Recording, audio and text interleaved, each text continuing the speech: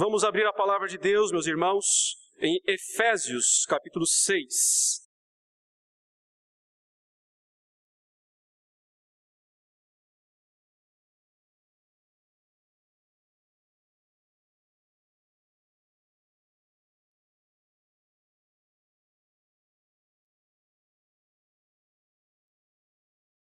Efésios, capítulo 6,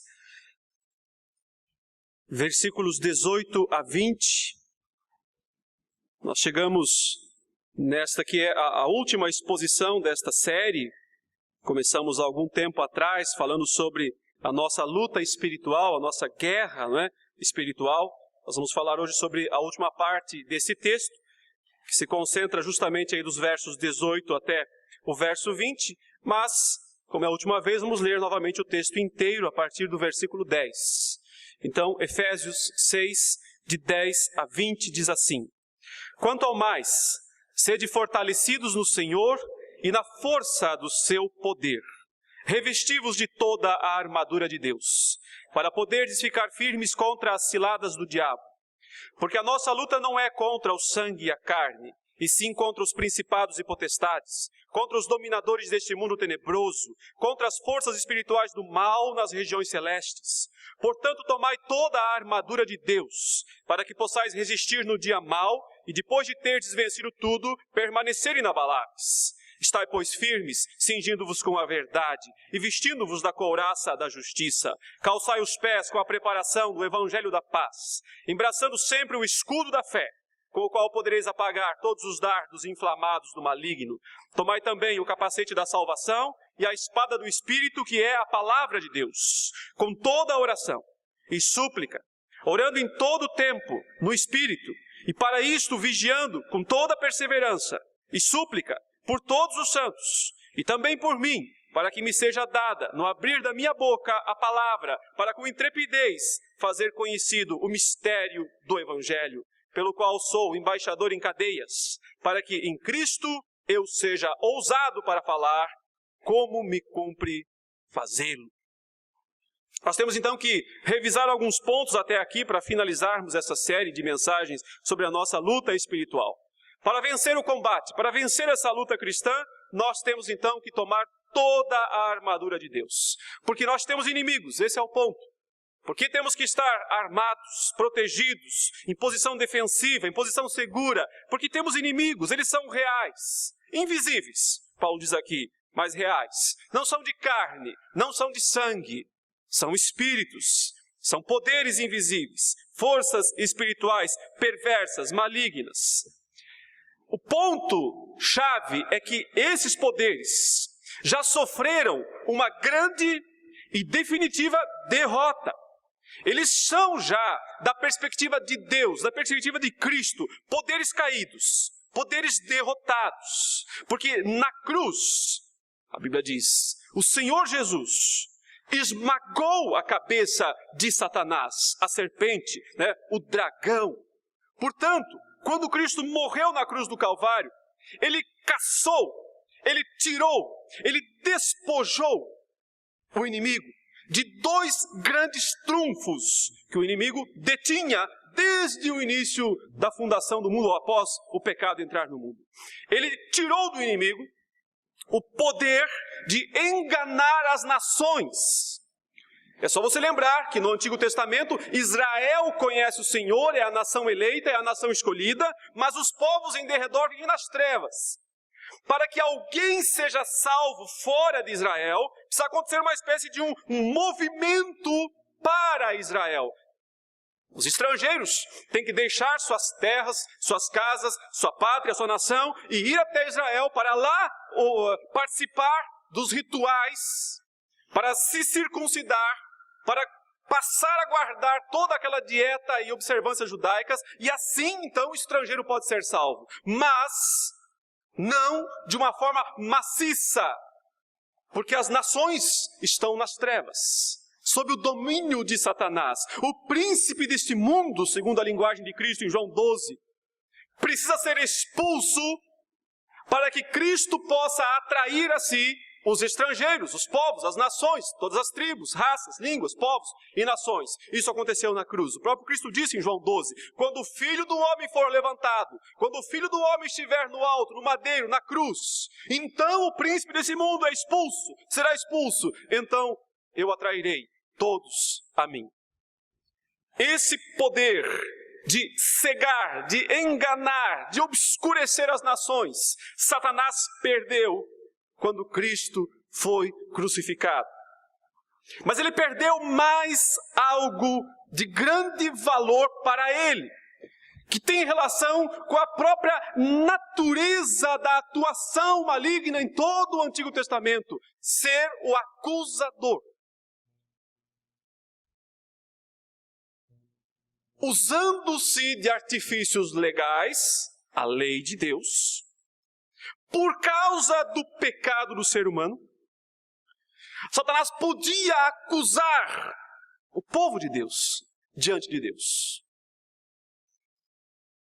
Mas quando Cristo pagou toda a nossa dívida, quando ele disse, está consumado, está pago, que foi uma das expressões de Cristo na cruz, nesse exato momento, Satanás perde condições, direito legal de acusar o povo de Deus. É por isso que Colossenses 2,15 diz que na cruz, Jesus despojou os demônios, os principados, as potestades, todos aqueles que seguem Satanás em sua rebelião. Esta é a razão da fúria deste inimigo. É aquela linguagem já exposta muitas vezes aqui, de Apocalipse, capítulo 12, quando diz, ai da terra e do mar, pois o diabo desceu até vós, cheio de grande cólera, furioso, porque ele sabe duas coisas, que perdeu, e não tem como reverter essa derrota. Ele sabe que ele tem pouco tempo para agir debaixo de restrições divinas. Quais são essas restrições? Basicamente é o seguinte, ele não pode mais agir então nesse campo macro, cósmico, celeste, mas pode atacar diretamente, individualmente, pessoalmente, a igreja e o povo de Deus. Por isso Paulo diz aqui, a nossa luta é contra essas criaturas. Ele não diz a nossa guerra, não tem mais guerra, a guerra acabou. O Senhor venceu a guerra.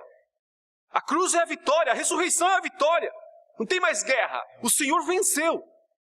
Cristo é o vencedor. O que há agora é guerrilha.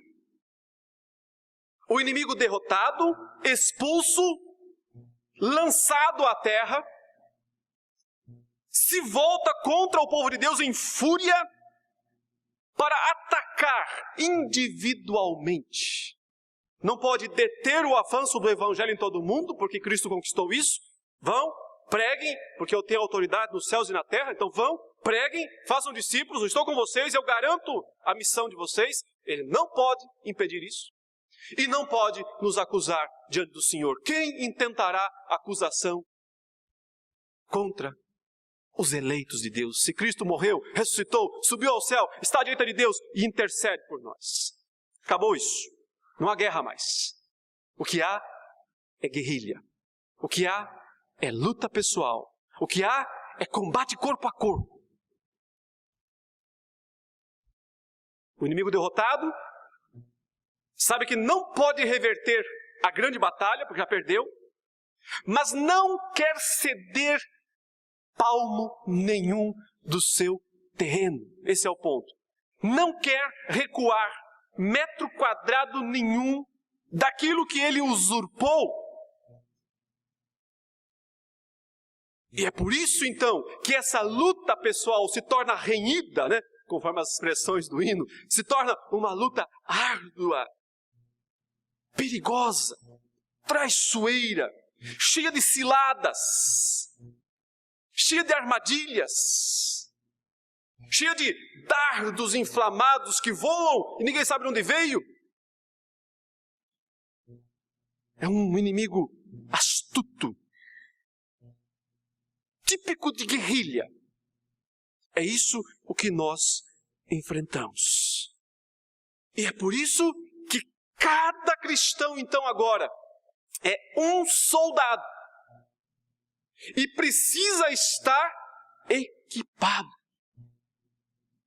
Porque se não estiver cada cristão equipado, é alvo de setas, é alvo de armadilhas, desta luta corporal, dessa luta homem a homem, que nós temos todos os dias, diariamente, todas as horas, todas as semanas, todos os meses, todos os anos, durante toda a nossa vida. Por isso é preciso tomar a armadura de Deus. Não são armas físicas, não são revólveres, espingardas. Os cristãos não são chamados a pegarem em armas, não armas literais. Nós somos chamados a pegarem armas de virtudes. O que são as armas? Primeiro, verdade, cinto. Segundo, justiça, a couraça. Terceiro, a proclamação do evangelho, os calçados. Quarto, fé, o escudo. Quinto, certeza da salvação, o capacete. E sexto, a espada do Espírito, que é a palavra de Deus. Todas virtudes espirituais. Virtudes de Cristo, que Ele conquistou. E que Ele, então, compartilha com o seu povo. Para que serve essa armadura? Eu disse hoje pela manhã, ela é basicamente defensiva. É para resistir, ele diz. Resistir no dia mau. No dia do ataque do maligno, quando ele atacar. Nós temos que estar com todas as armas. De defesa e a única de ataque, que é a espada, que também é de defesa. Porque o ataque é defesa aqui. À medida que nós avançamos com o evangelho, nós também estamos defendendo o terreno que nós conquistamos, ou que Cristo conquistou para nós. Não pode haver brechas nessa armadura. Ou então as setas inimigas poderão de alguma maneira nos atingir e nos prejudicar. Note bem, nunca ameaçar nossa salvação. Não é este o ponto. Mas então o que é que pode ameaçar? A nossa fidelidade. O nosso serviço para Cristo. A nossa eficiência nessa guerra. O que é que pode atingir? A nossa alegria em Deus. Se nós formos induzidos ao pecado, nós perdemos a alegria da salvação. Tudo isso o inimigo pode nos roubar, se as peças não estiverem todas encaixadas nos seus devidos lugares. Portanto, Paulo diz, revistam-se de todas as peças dessa armadura para poder vencer no dia mau e permanecer firmes e inabaláveis. Porém, meus irmãos, ainda que um soldado estivesse revestido com cada peça dessa armadura, inclusive com a espada desembainhada na mão, mas se ele não estiver atento, se ele não estiver vigiando, não adiantará nada. Se estiver distraído, olhando para o lado errado, ele vai ser derrotado. Ele vai ser derrubado da mesma maneira. É por isso que Paulo finaliza toda essa seção das peças da armadura dizendo, além disso, vocês precisam estar em constante oração e súplica. Orando em todo o tempo no Espírito. E para isto vigiando com toda perseverança e súplica. Olha quantas vezes ele repete essas palavras. Oração, súplica, oração, vigilância, súplica, oração, perseverança, súplica.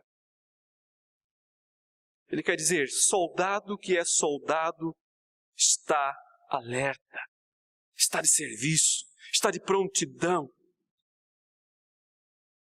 É interessante ele misturar aqui dois conceitos. Ele fala de vigiar e orar. Vigilância e oração. A gente ora de olho fechado, mas vigia de olho aberto. Como é que faz então? Orar e vigiar ao mesmo tempo. Brincadeiras à parte, não é? Talvez a ideia seja que nós fechamos os olhos para Deus, mas abrimos para o inimigo. Olhe atento nas ações malignas, nas tentativas perversas de Satanás de nos iludir. Então Paulo passa a falar 4 coisas sobre oração. E é sobre isso então que eu quero falar nessa noite para encerrar nossa série de estudos, mostrando a nossa luta espiritual e como vencê-la. Paulo fala sobre oração e diz, primeiro, como se deve orar. Em segundo, quando se deve orar. Em terceiro, por quem se deve orar. E em quarto, por que se deve orar. Bem simples, não é? Como, quando, por quem e por quê. Vamos então, em primeiro lugar, pensar aqui em como se deve orar. E claramente é o que ele mais trabalha, é o aspecto que ele mais fala. Ele diz então o quê? Que nós devemos orar, não é? Com toda a oração e súplica, orando no Espírito, vigiando com toda perseverança. Ou seja, há aqui 4 orientações sobre como se deve orar.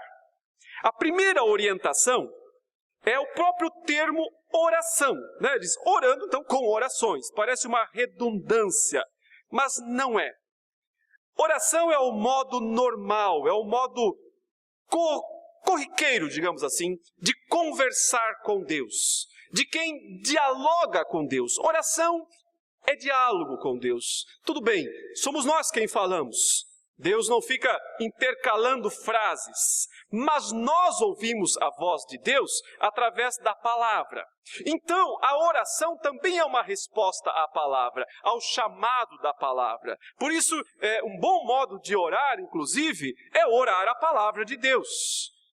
Se Deus inspirou essa palavra, Deus se alegra que nós a mencionemos, mostrando nossa confiança. Não se trata de repetição, não se trata de decorar. Certamente Deus não gosta de vãs repetições.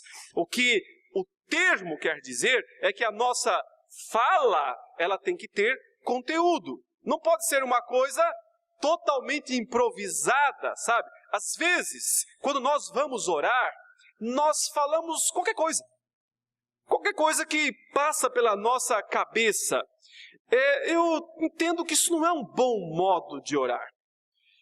Porque se nós vamos falar com Deus, nós temos que nos preparar para falar com Ele. Se nós vamos falar com uma pessoa importante, qualquer que seja, a gente já fica até ensaiando antes, né? Eu vou falar isso, vou falar aquilo. Se você vai falar com uma autoridade em algum lugar, você antes às vezes até faz um esboço, o que você vai falar, porque você quer aproveitar aquele momento. Você quer ser eficiente naquilo que você vai falar. Eu sempre tenho percebido uma coisa que eu acho uma falha da igreja de uma forma geral, e inclusive, eu não diria que é uma falha da igreja reformada, porque a igreja reformada sempre se preocupou com isso, mas de certa forma nós, os reformados, abandonamos um pouco esse princípio. Se nós voltarmos ao passado, os nossos irmãos reformados do passado, especialmente aqueles que foram chamados de puritanos, eles tinham uma preocupação muito grande com oração,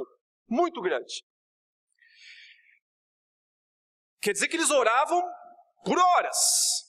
É engraçado até ver um dos cultos em que eles fizeram a confissão de fé de Westminster, né, que nós adotamos como exposição das Escrituras, e o registro histórico deste culto fala assim lá, fulano orou por 2 horas. Então, Beltrano expôs uma passagem da palavra de Deus. E então o outro fulano orou por mais 1 hora. E fulano expôs mais outra passagem e outro orou por mais 2 horas. Pensando assim, às vezes nós, quando alguém ora por mais de 2, 3 minutos, nós já começamos a ficar impacientes, não termina nunca essa oração, que coisa mais comprida. Agora, observe, não é apenas se alongar por se alongar, né? Tem gente que não termina a oração porque não consegue encontrar as palavras para acabar a oração, né? Começa a falar e não para mais, não é esse o ponto. A questão é conteúdo.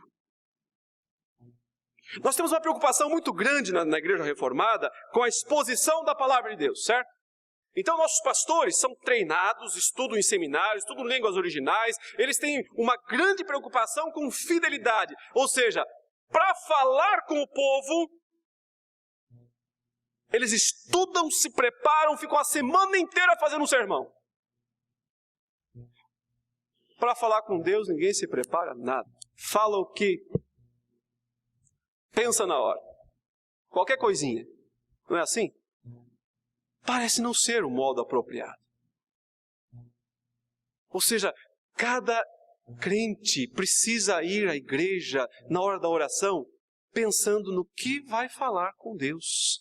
Afinal, nos foi concedida uma audiência com o soberano do universo. Sejam poucas as suas palavras, diz o autor dos Provérbios. Cuidado, não precisa falar muito não neste caso, se você entende o que é que você vai, com quem você está falando.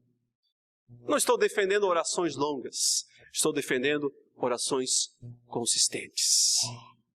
Estou falando que nossas orações têm que ser melhores, que precisam expressar mais o que nós cremos, a nossa confiança em Deus, refletir mais a palavra que nós lemos e que nós cremos. Por isso o primeiro termo é oração. Mas o segundo é súplica. E súplica, ele fala 2 vezes na passagem, e súplica aqui é interessante demais, porque mostra um outro lado. Mostra uma consciência de necessidade. O termo é usado para descrever o pedido daquele que sabe que não tem nada. Indigente. Essa é a ideia. O pedido de um indigente. O pedido de alguém que sabe, que entende, que não tem nada, que não merece nada. Por isso é uma súplica. Nós não podemos nos esquecer de que, por um lado, nós temos intimidade com Deus, nós podemos entrar no Santo dos Santos, nós temos intrepidez para entrar no Santo dos Santos, né? Pelo novo e vivo caminho que Ele nos consagrou pelo véu, isto é, pela sua carne. Nós temos um grande sumo sacerdote sobre a casa de Deus, que é Cristo. Portanto, entremos, cheguemos-nos confiadamente. Nós temos isso, intrepidez, confiança, intimidade para nos aproximar de Deus. O que nós não devemos ter é algum tipo de sentimento de merecimento. O que nós não podemos ter, o que nós não podemos ser, é malcriados diante de Deus. Por isso a expressão é súplica. Nós não podemos esquecer da distância que há entre Ele, o Deus grande e todo-poderoso, e nós. Ou seja, não é uma conversa de 2 pessoas da mesma altura, do mesmo nível. É a conversa de um indigente com o dono de todas as coisas. Por isso, súplica. Súplica, meus irmãos, é o contrário dessas orações triunfalistas que nós vemos por aí. É o contrário dessas expressões do tipo, eu exijo, eu determino, eu sei lá o quê, eu mando, eu faço e aconteço. Súplica é o reconhecimento de que não há mérito nenhum em nós.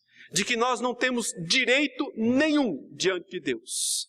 Mas nós cremos no amor dEle. Nós cremos na misericórdia dEle, na compaixão dEle. E que as nossas súplicas serão atendidas. Por isso nós pedimos. Como se deve orar? Com oração e com súplica. Mas em terceiro lugar, com perseverança. Porque a oração, ela não leva em conta a resposta divina, ou seja, se Deus vai ou não vai atender. A resposta não pode ser o termômetro da oração, e sim a nossa necessidade de Deus. Portanto, a perseverança é se manter alerta em oração. Não dormir. Lembra quando os discípulos foram com Jesus lá no jardim do Getsêmani? E Cristo falou para eles, fiquem comigo. A hora está difícil, a hora está escura, a situação está ficando complicada, fiquem comigo, vigiem comigo. E Jesus se adianta um pouquinho, ora, quando ele volta, os discípulos estão dormindo. Ele fala, vocês não conseguem ficar nem um pouco acordados comigo.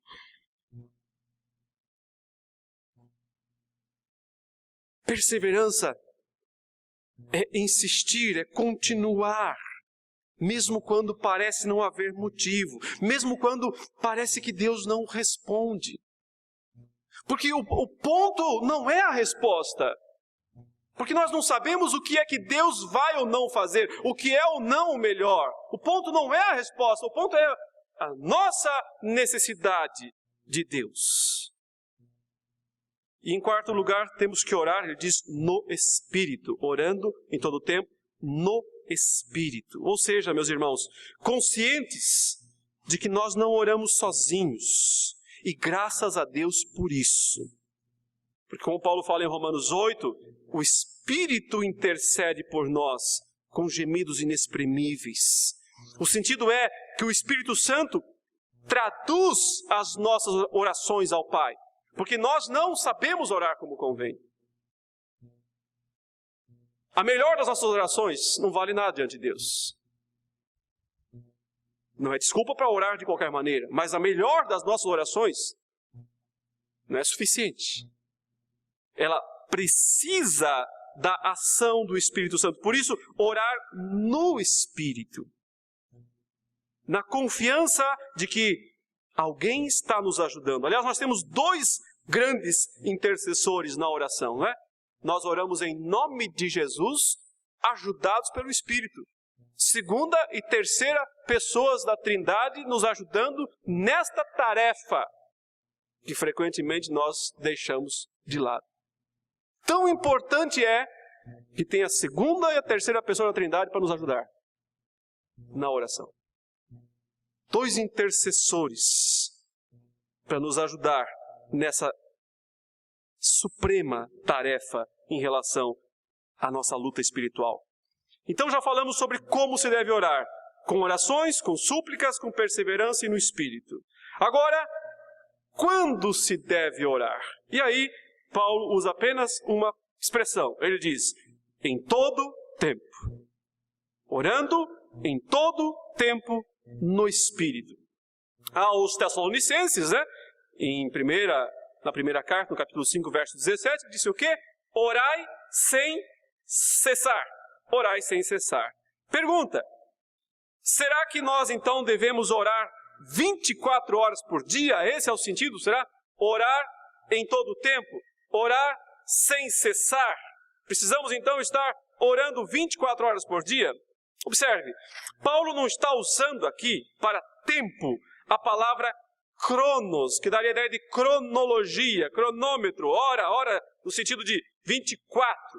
Ele usa uma outra palavra, que eu já falei em outros momentos, outros pastores aqui também, que é a palavra kairos, que significa oportunidade, tempo oportuno. Então, quando ele fala orai em todo o tempo, não é orar 24 horas, sem parar. A ideia é nunca parar de orar. Orar continuamente. Orar todos os dias, todos os meses, todas as semanas, todos os anos. Um dos graves perigos é a oração ser interrompida. Quando é que a oração é interrompida? Quando há pecado, lógico. Porque quando o pecado toma conta de nós, quando nós não somos vigilantes, alertas, então, ou a gente para de orar, mas mesmo que não pare, é tempo perdido. A oração que não é resultado de uma vida de arrependimento, é blá, blá, blá, blá. É falatório vazio. Então, interrompeu a oração, mesmo que continue falando, continue conversando com Deus, mas está conversando com as paredes. Então, o sentido de orar em todo o tempo não quer dizer que tem que orar 24 horas por dia, mas quer dizer que tem que orar em todas as oportunidades. Aproveitar todas as oportunidades de oração. Isso não quer dizer apenas quando nós tivermos tempo. Isso quer dizer que nós temos que estar atentos às circunstâncias. As circunstâncias nos convocam à oração. Deus mesmo nos convoca à oração através das circunstâncias. E nesses momentos é que os soldados têm que estar alertas, atentos, aproveitando as oportunidades. Numa guerra, tem que ser feito o tempo todo. A atenção, o estado de alerta, tem que ser contínuo. Porque as situações surgem a cada momento. E são esses os momentos em que a oração precisa estar em ação. Portanto, em todo o tempo quer dizer em todas as oportunidades. Aproveitar todas as oportunidades, todos os momentos necessários para orar ao Senhor. Mais duas coisas o apóstolo Paulo nos ensina sobre a oração aqui. Ele vai dizer ainda por quem se deve orar e por que se deve orar. Por quem? Primeiramente, Paulo manda os crentes orarem uns pelos outros, orando todo o tempo, intercedendo por todos os santos, ele diz. Não são os santos que intercedem por nós, né? Igual a versão católico-romana, somos nós que intercedemos pelos santos. Porque os santos somos nós mesmos, né? Os santos são o povo de Deus. Cada crente faz parte dos santos de Deus. Aqui entra o sentido da coletividade. Porque embora a luta seja pessoal, ele disse isso, né? A nossa luta pessoal, né? Não é contra carne e sangue, mas contra os principados e potestades. O fato é que nós não venceremos uns sem os outros. Porque nós somos um corpo. Então temos que nos ajudar uns aos outros. Sabe o que eu acho interessante demais aqui? Paulo não dizer, em primeiro lugar, ore por você mesmo. Ore por si mesmo. Ele manda orar pelos outros. Não é que é proibido orar por si mesmo. Não é que você não possa orar por si mesmo. Mas é que é da essência de um cristão verdadeiro se preocupar menos consigo mesmo. Menos consigo mesmo. E mais com os outros. Um bom modo de você avaliar a sua vida espiritual é ver a sua lista de pedidos a Deus.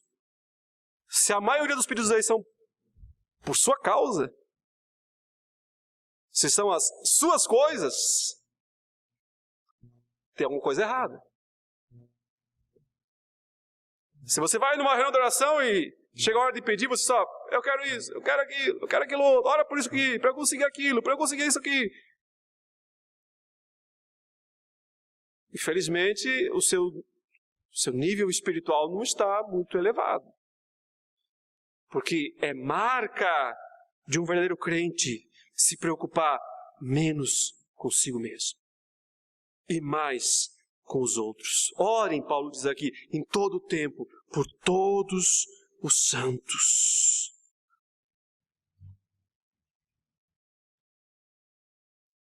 Lembram da oração dominical? Eu já vou falar mais sobre ela. Quantas vezes na oração, Pai Nosso, aparece o pronome meu ou minha? Quantas vezes na oração aparece meu ou minha?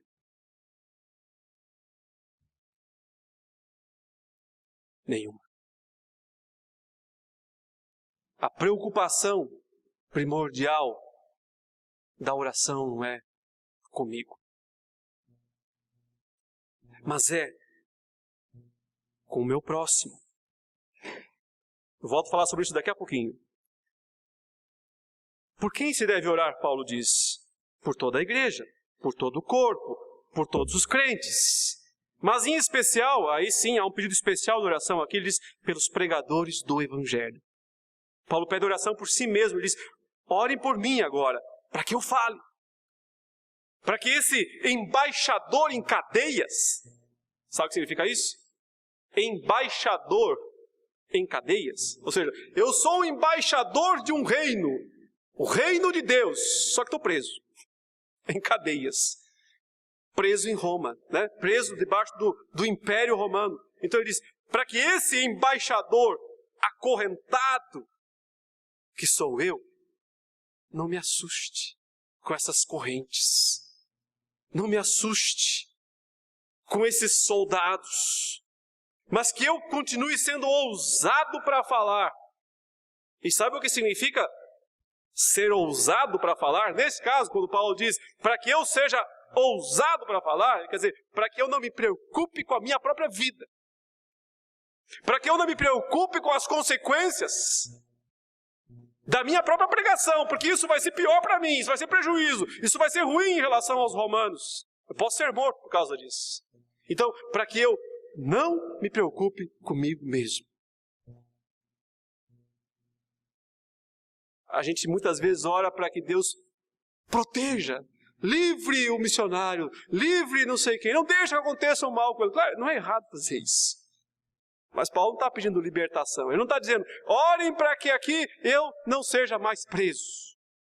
Orem aqui para que essas autoridades desfaçam essa injustiça que cometeram comigo. Me deem uma boa indenização e me coloquem para fora dessa cadeia. Orem para que eu seja ousado para pregar o Evangelho. Mesmo que eu tenha que pagar por isso. Os pregadores do Evangelho, e eu não estou falando de pregador de televisão, coisa assim, eu estou falando de gente que prega a palavra só. Um a um. Quem anuncia o Evangelho está na linha de frente, não está na retaguarda. Nessa luta, nessa batalha, está na linha de frente. Está usando a espada do Espírito diretamente em terreno inimigo. Precisam de oração. Quem anuncia a palavra precisa de oração. Porque é alvo número 1. É alvo número 1 do inimigo. Por isso Paulo diz, orem. Não para que eu seja protegido, não é isso que eu quero não. Orem para que eu pregue mais, mais e mais. E isso me leva aqui ao quarto aspecto. Por que se deve orar? Qual é o grande motivo de oração? Qual é o grande pedido de oração?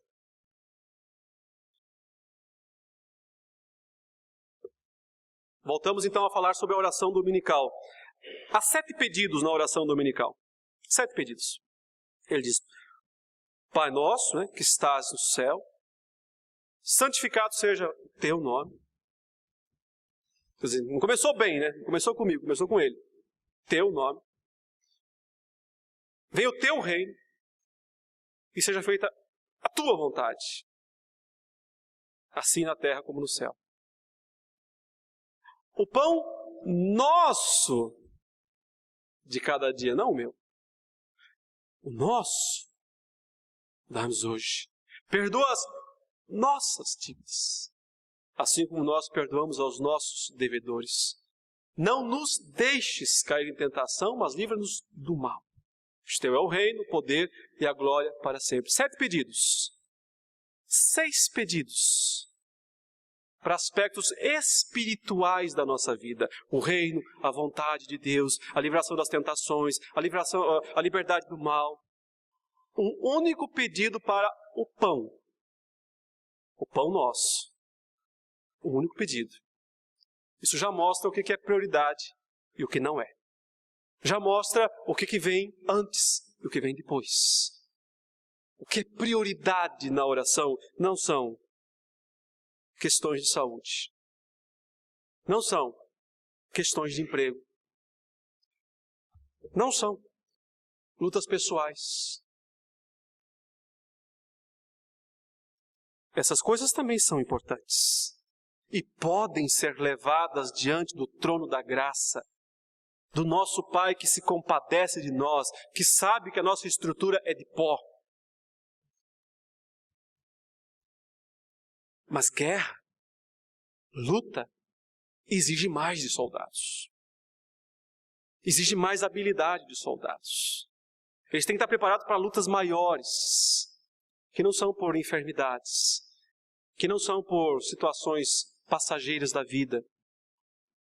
Paulo aqui manda que nós oremos pelo avanço do Evangelho.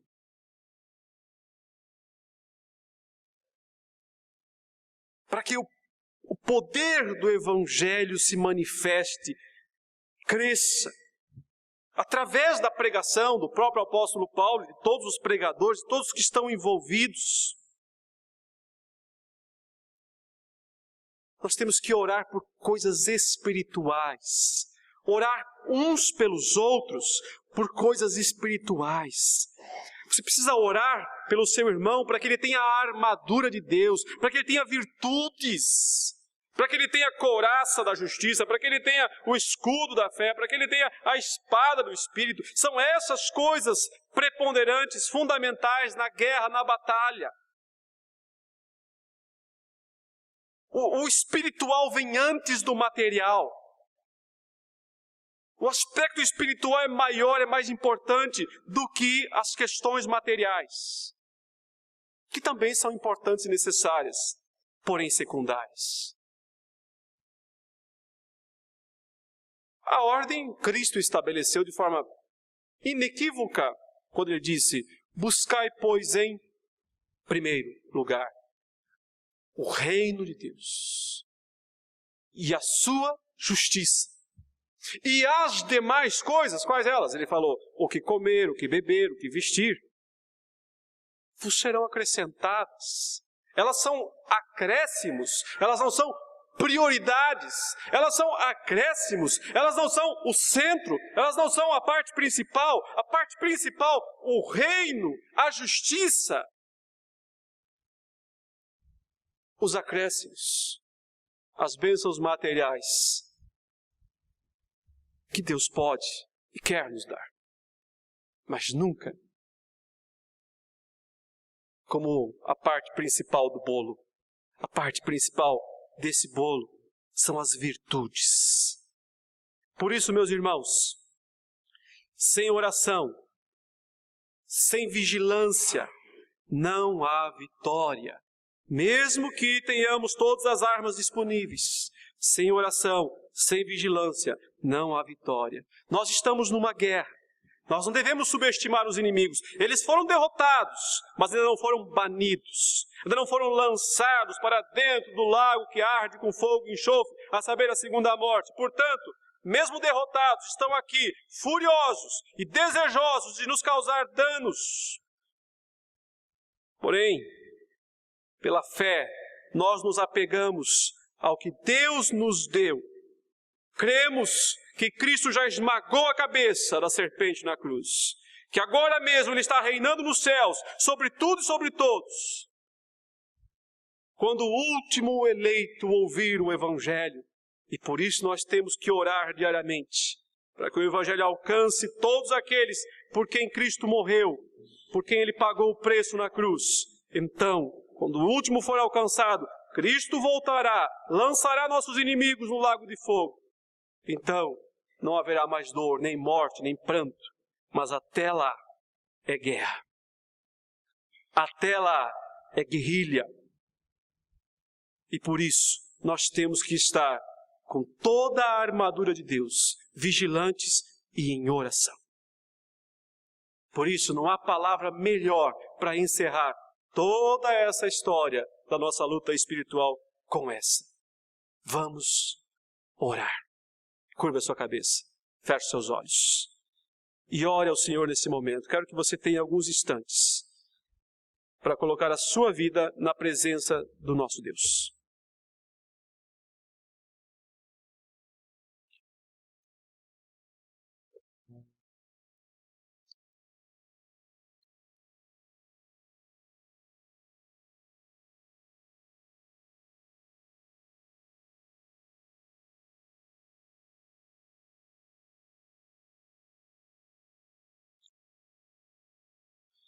Todo-Poderoso Deus, Senhor nosso, Deus nosso, toda a nossa confiança está em Ti.